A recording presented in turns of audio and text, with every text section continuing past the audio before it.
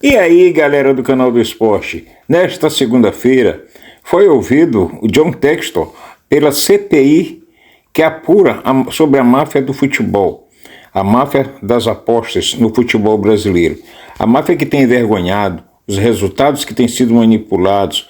Vamos saber agora o que há de verdade após as investigações que vão ser feitas nesta CPI.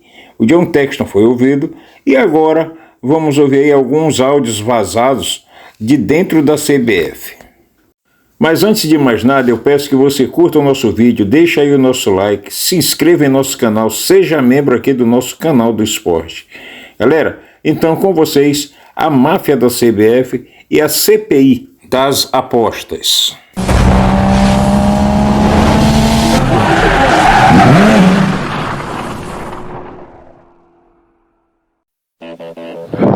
A situação foi o seguinte, André. O combinado que ele foi hoje à tarde, levou o cara lá, né, que ia fazer a saída e não disse nada, pô. Disse que ia dizer só na hora do jogo, quando fizesse um sinal lá, que não sei o que. Beleza, aí te aqueceu, na hora que ele foi subir pro campo, aí ele disse que era primeiro tempo, né, perder. Aí beleza, aí quando teve a parada, aí que ele veio dizer que era de 2 gols, entendeu? E tava 0x0 o jogo. Aí fez o pênalti, aí pegou e o cara fez, né? É do time dos caras ruim, André, ruim. A gente deixando os caras fazer gol e os caras não fazem de jeito nenhum, pô, de cabeça, pegando com o pé. Nem foi tanto goleiro não, pô, entendeu? O time dos caras ruim. Aí no segundo tempo ele disse, fudeu, vai ter que ir agora pra não perder o segundo, né? Porque o cara aposta 2 tempos. Aí precisava de 3 gols no segundo tempo. Aí a gente fez, né? Fez um gol e levou mais 2. Aí bateu a segunda. Mas ainda ficou no furo de 18 ainda, parece. Esse negócio tem que falar antes, pai. Aposta na banca um dia antes e acabou. Nem o cara lá que fez lá do ano passado. Negócio de pra postar em cima da hora não dá certo não. 2017, quando eu me dei conta desse problema e eu comecei a investigar e descobri que tinha muito pouco do que eu poderia fazer. No Vasco, no jogo do Vasco, particularmente eu acredito que ocorreu um tipo de erro que não ocorre pelo árbitro de VAR nas principais categorias. Foi um dos gols mais bonitos que eu vi em muitos anos.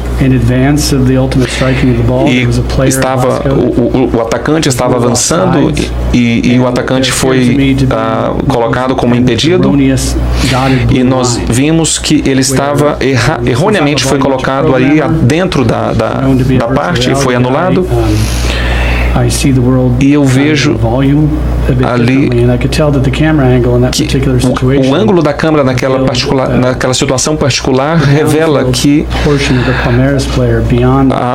a parte inferior do jogador do Palmeiras estava à frente do jogador do Vasco, e se essa pessoa estava à frente do jogador e se traçar essa linha ali pela grama na linha do jogador, percebemos que isso seria se essa linha pontilhada estava aparecendo ali na tela, e ao inspecionar aquela linha da forma mais atenta, depois que nós vimos, aquela linha estava inclinada para frente do ombro para incluir o pé do jogador do Palmeiras, e o jogador do Vasco foi declarado como impedido. Foi um momento em particular que me deixou muito perturbado, porque pareceu para mim que o tipo de erro que o árbitro de VAR não pode cometer. Eu não acredito. E eu fui atacado pela Associação dos Árbitros. Eu sei o quanto é difícil, o quão difícil é ser um árbitro. Eu já tentei ser árbitro uma certa época e eu errava a determinação ali de impedimento. Mas quando nós chegamos nesse nível tão elevado, e eu fiquei muito perturbado com aquela situação, e isso foi seguido pelo gol do Botafogo, quando Bruno Henrique atingiu ali, fez o seu próprio gol, e havia um jogador que estava impedido, mas não estava, e o gol foi permitido, e esse foi outro momento muito perturbador.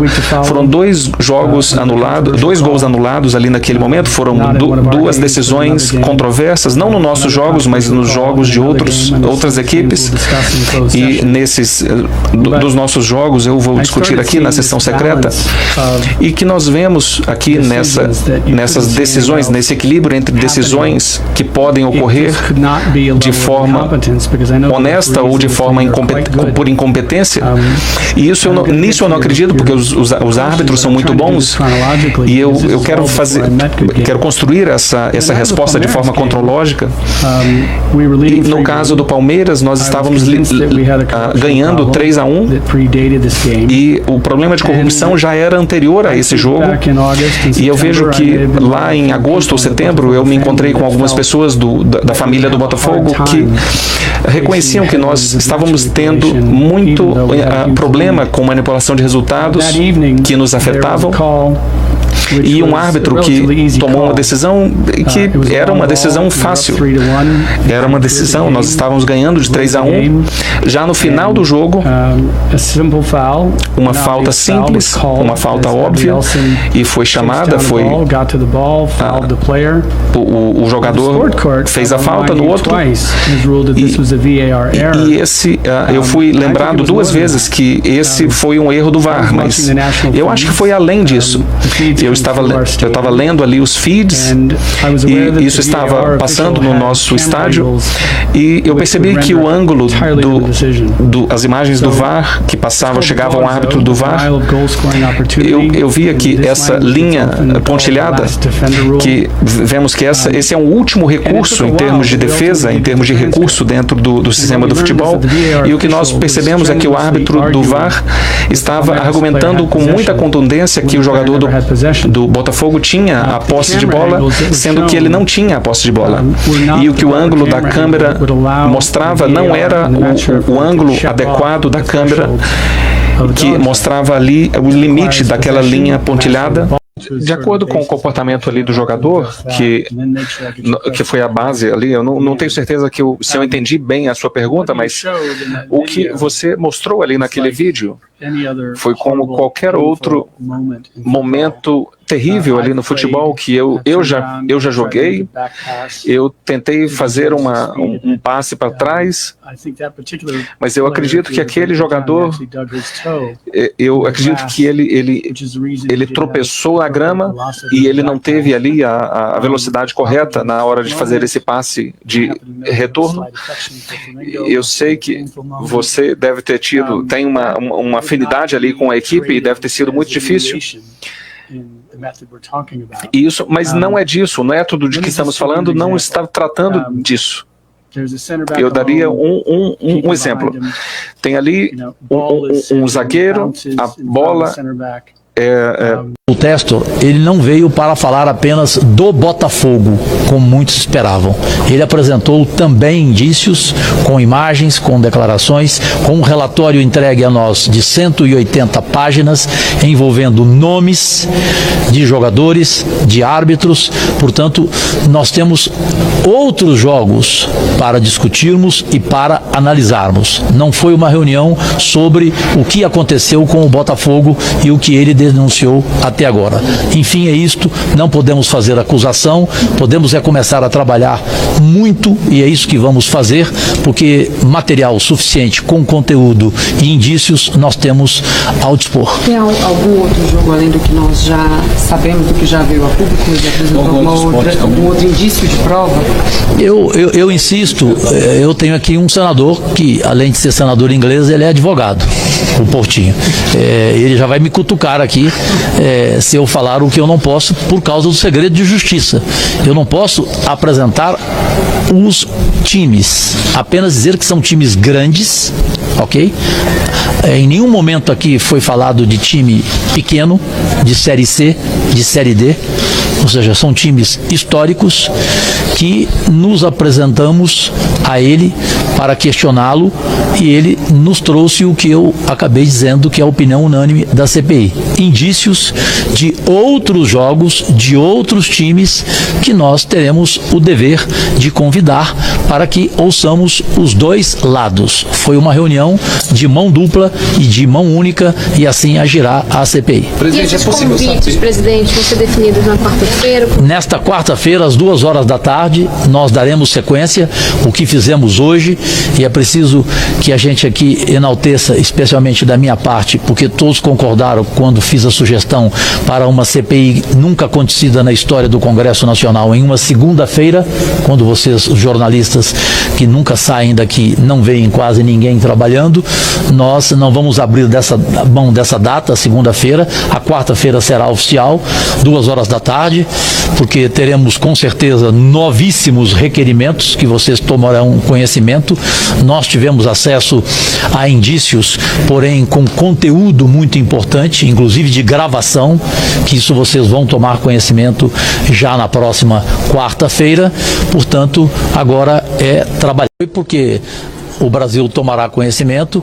A princípio temos que respeitar o segredo de justiça, mas tentaremos tornar o mais rápido possível para trazer a público tudo o que ouvimos, tudo o que vimos. O senador Portinho, o senador Girão, o senador Irã, o senador Veneziano e eu como presidente da CPI. O senador Romário, por questões de saúde, teve que sair, mas sua assessoria acompanhou tudo. Nós chegamos a uma conclusão por unanimidade, de que ao invés de falarmos em provas, temos que dizer que o que obtivemos são indícios indiscutíveis, com conteúdo, não foi um blá blá blá, foi o tempo inteiro de quase 2 horas de demonstração, de imagens, de tudo dito.